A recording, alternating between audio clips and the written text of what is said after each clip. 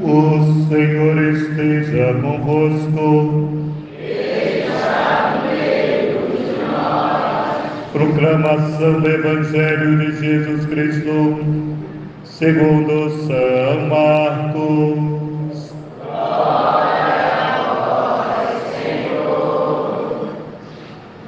Naquele tempo, Jesus foi a Nazaré, sua terra, e seus discípulos o acompanharam. Quando chegou o sábado, começou a ensinar na sinagoga. Muitos que ficavam admirados e diziam: de onde recebeu ele tudo isso? Como conseguiu tanta sabedoria? E esses milagres que são realizados por suas mãos? Este homem não é o carpinteiro, filho de Maria, o irmão de Tiago, de José, de Judas, de Simão?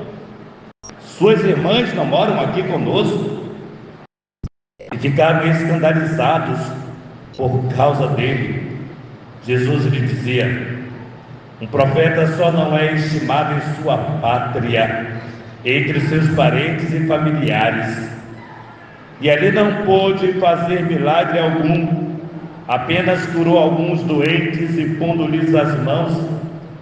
Admirou-se com a falta de fé deles. Jesus percorria os povoados das redondezas, ensinando. Palavra da salvação. Glória a vós, Senhor.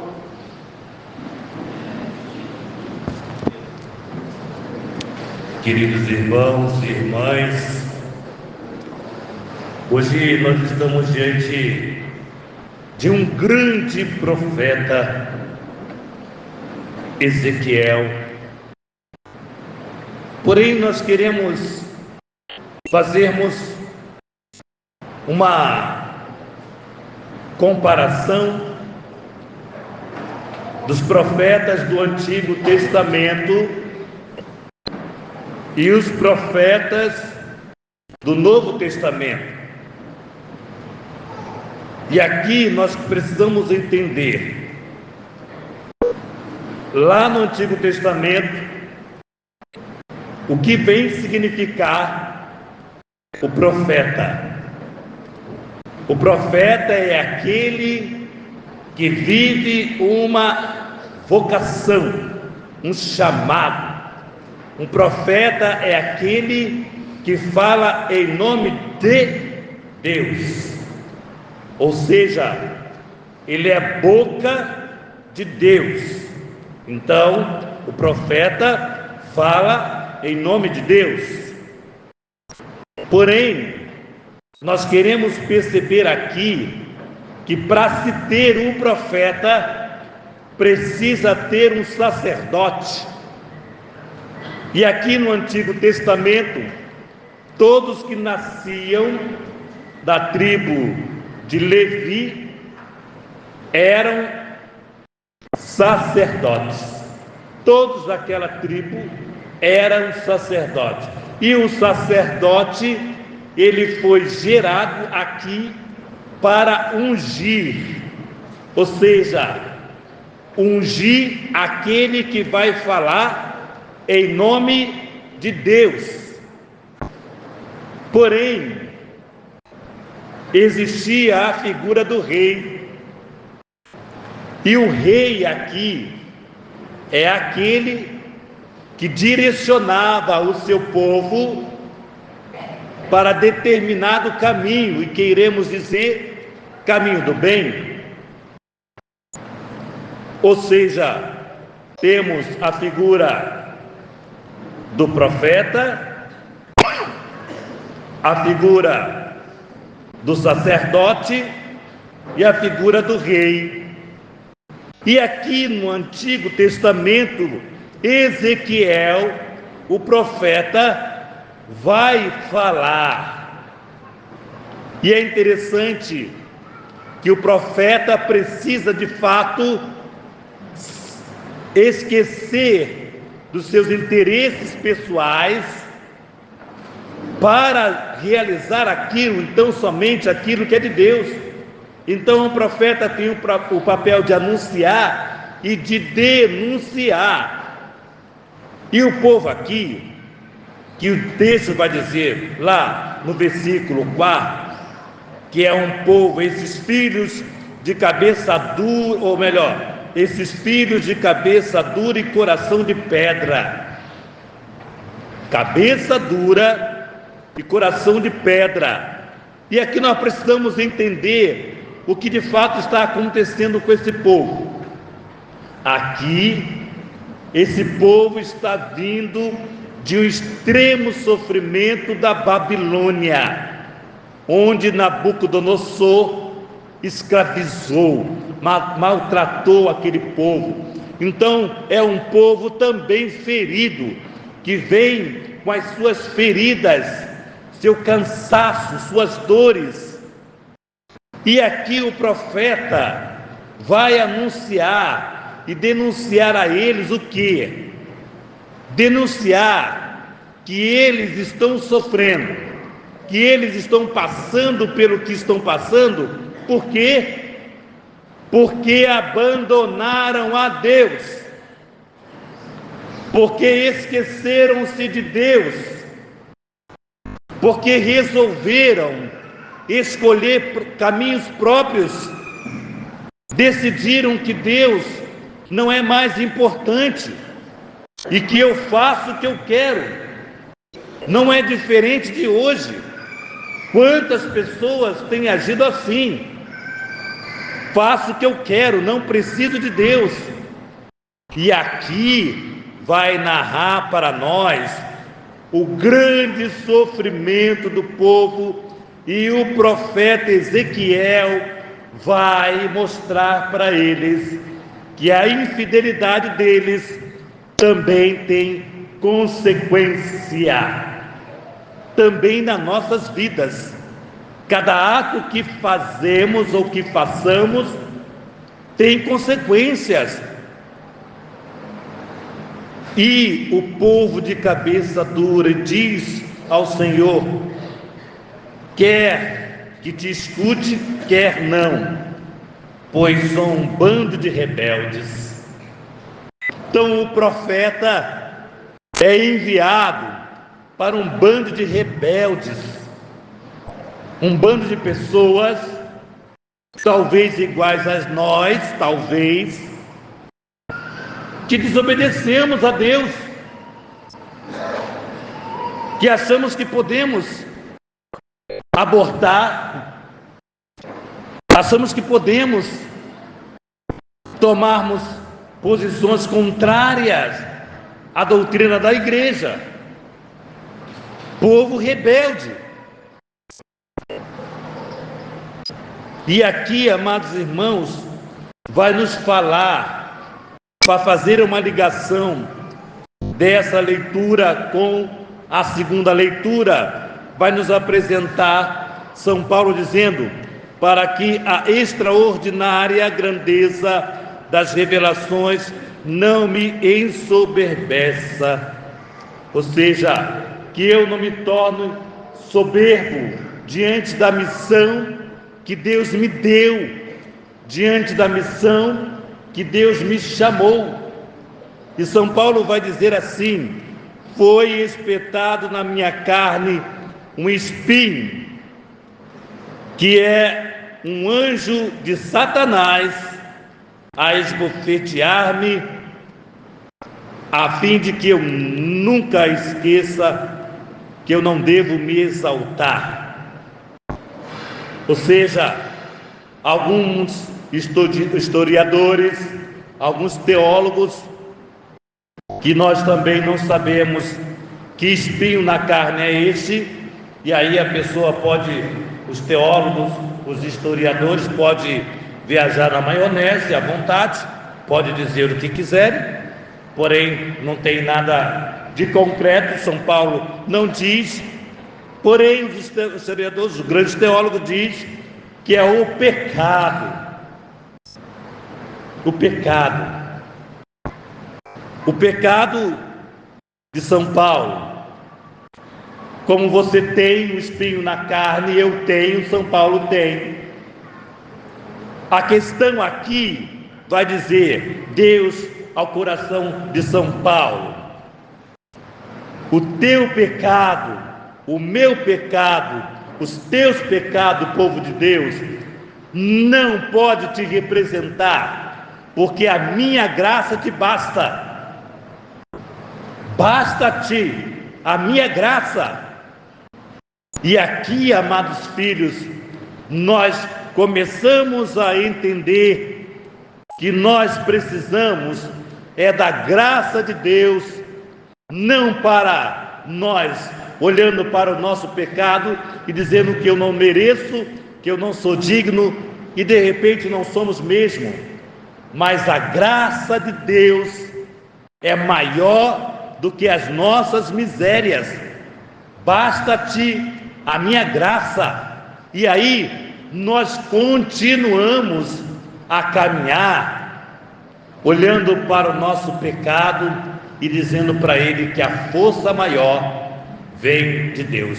Ainda que o demônio, como diz aqui São Paulo, venha esbofetear-te, a graça de Deus que lhe acompanha é maior. E por isso o Evangelho de hoje nos apresenta Jesus decepcionadíssimo.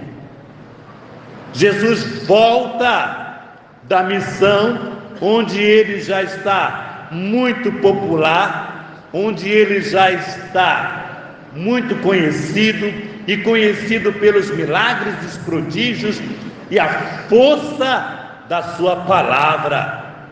E aqui, amados irmãos, ele volta para a sua terra natal, ou seja, para onde ele fora criado, onde todos o conheciam, onde as famílias, os amigos, todos por lá certamente. E a pergunta que faziam era esta: de onde vem tanta sabedoria? De onde vem essas palavras sábias, esses milagres que vêm pelas tuas mãos? De onde vem tudo isto? Olha o questionamento.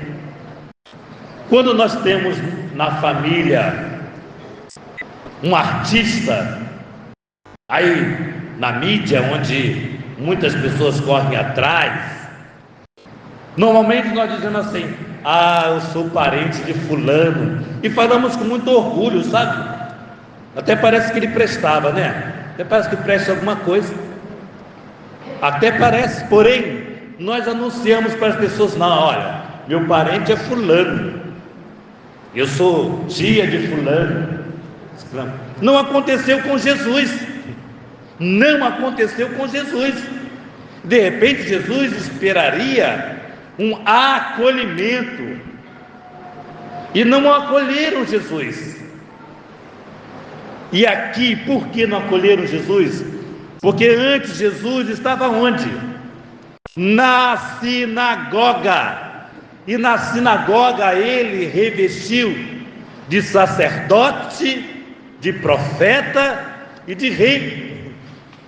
Ou seja, na sinagoga, onde todos aqueles que os conhecia, que certamente os viu crescer, todos eles estavam ali, e a palavra que Jesus proclamava era a palavra que trazia neles um constrangimento, porque Jesus foi profeta, porque Jesus anunciara para eles aqueles caminhos que eles estavam andando e que não agradavam a Deus.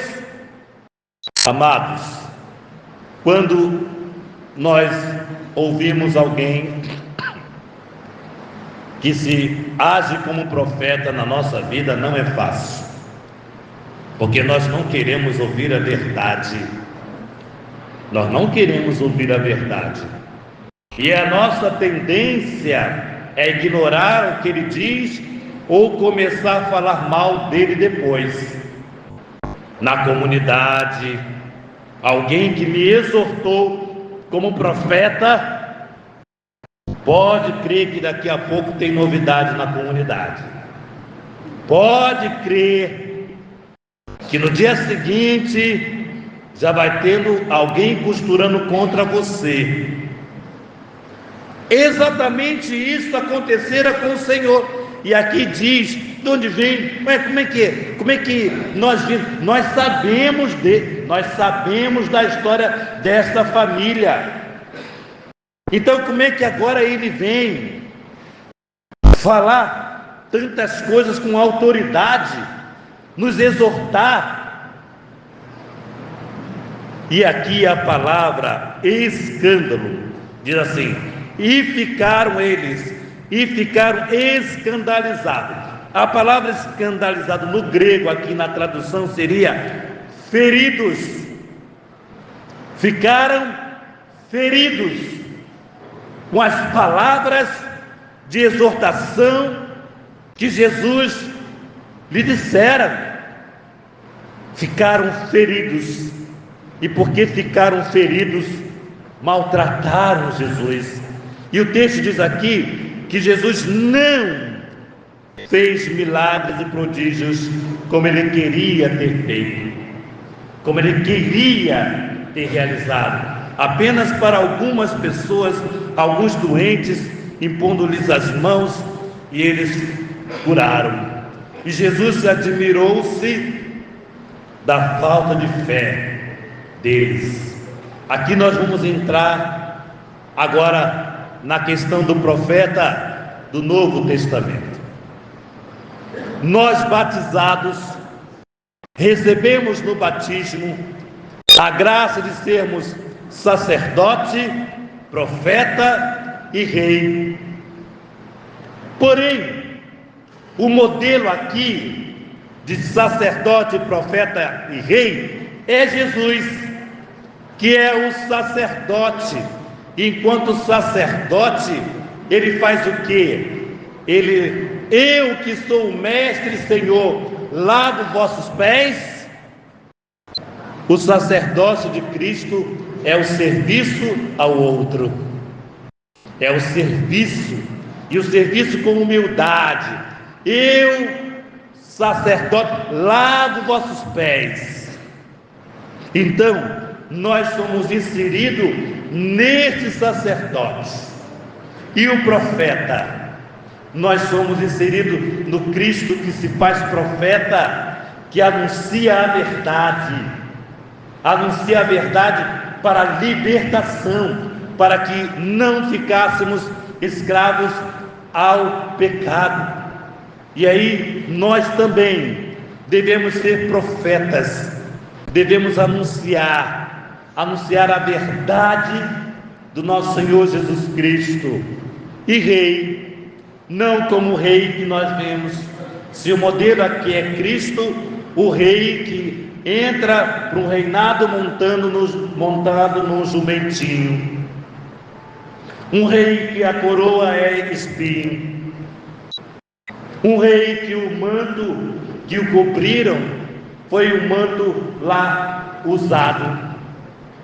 Um rei diferente. Nós somos batizados, nós exercemos essa graça tríplice de sacerdote, profeta e rei.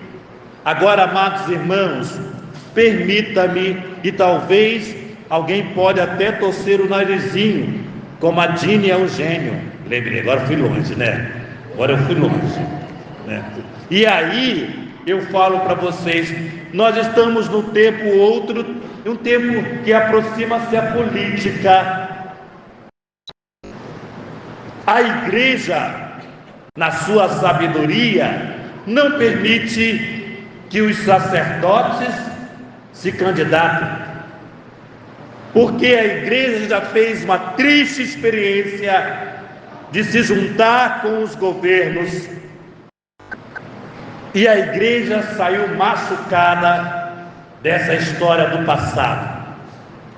Porém, a igreja quer incentivar os leigos a agirem na política como profeta, como sacerdote, como rei. Porém, amados irmãos, não é o que nós vemos, não é o que nós vemos. Nós precisamos despertar. Cada vez mais nós estamos vendo pessoas que estão para a política, para cuidar dos seus interesses pessoais e dos seus, e não do povo de Deus, e não do povo de Deus. E não adianta não, amados irmãos, tanto católicos na política, quanto nossos irmãos protestantes, mais protestantes do que irmãos, estão lá no meio da política, vivendo exatamente o contrário do que a palavra de Deus hoje nos insere. Não estão sendo sacerdote, não estão sendo profetas, não estão sendo rei segundo o coração de Jesus, e são grandes pregadores, grandes pregadores. Hoje nós vemos nas nossas paróquias essas visitas, nós vemos nas nossas paróquias essas visitas, e no entanto não vivem aquilo da qual foi destinado a viver. É triste. Por isso, amados filhos, hoje nós somos provocados por essa palavra, enquanto batizados que somos, para que de fato possamos ser esse sacerdócio do serviço, possamos ser esse profeta que anuncia a verdade, e a verdade na caridade, porque uma verdade sem caridade, ela não é uma verdade de Deus, ela não vem de Deus, ela é arrogante, ela é prepotente, então ela não vem de Deus. E sermos reis segundo a simplicidade e o amor do nosso Senhor Jesus Cristo. Hoje nós somos provocados por essa palavra, para que de fato nós compreendamos nossa missão de católicos batizados. Louvado seja o nosso Senhor Jesus Cristo.